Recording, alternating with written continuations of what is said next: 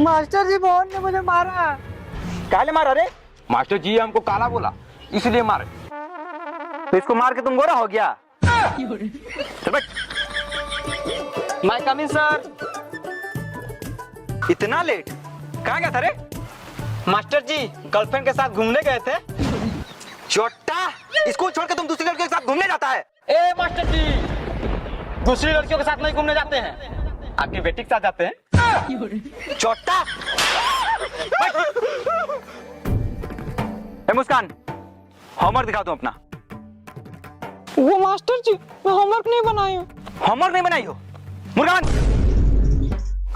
लेकिन मास्टर जी ये तो लड़की है ना। हाँ तो ये मुर्गा कैसे बनेगी? ये तो मुर्गी बनेगी ना।